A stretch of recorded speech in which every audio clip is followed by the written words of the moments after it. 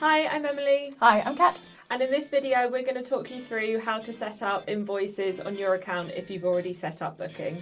If you're using Booking already, that means you should have some regular schedules for your children set up. This is the data that Invoices will draw on. To access Invoices, click on the Booking tab at the top of your screen, and then we're going to head over to Config on the left-hand side. The reason we're going to go to the Config tab first is because we need to make sure that we set up our funding types and configure our invoices. We'll also need to assign pricing to our sessions. Let's start by configuring our invoices. Once you've clicked on the Config button, then click on Invoices at the bottom of the list. On this screen, this is where you can set what information shows up on the PDFs that you generate of your invoices. As it says on the screen, we can start by setting a header and a footer. As it says on the tin, the header will appear at the top of your invoice and the footer at the bottom. For example, you can put your BACS details in the footer text. What you can also do on this screen is set your due date. This will be the number of days after an invoice is generated that it will become due. The default is 14, but you can set it for whatever is appropriate for your setting. Once you're happy, click Save. Next, let's set up our funding types. To do this, just click on the Funding Types option that appears above Invoices.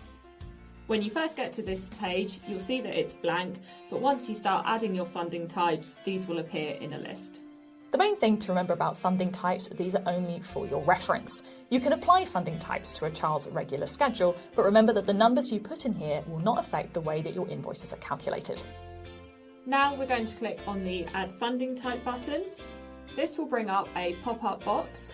The first thing that you can enter here is the name of your funding type, and underneath that you can also add a description for it if you would like. By default, the status of the funding type will be active, but if you ever want to remove a funding type, you can go in and edit it and change the status to inactive. You will also need to add a rate, so this will be the hourly rate that your funding type is set at. So fill this in the hourly rate box. You can also choose your start date. If you want to delete an hourly rate, just click on the red delete icon on the right-hand side. Once you're happy, save your funding type. The last thing that you'll need to do in the config area is assign pricing to your sessions. So just click on the Sessions tab from the config list. Here you'll see a list of any sessions that are already set up on your account. If you don't have any set up, then please refer to our Setting Up Booking video tutorial. To get started, click on the edit icon to the right of the session you wish to add a price to.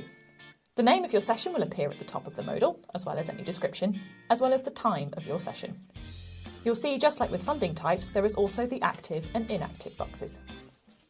At the bottom, this is where you're able to add your pricing for the session.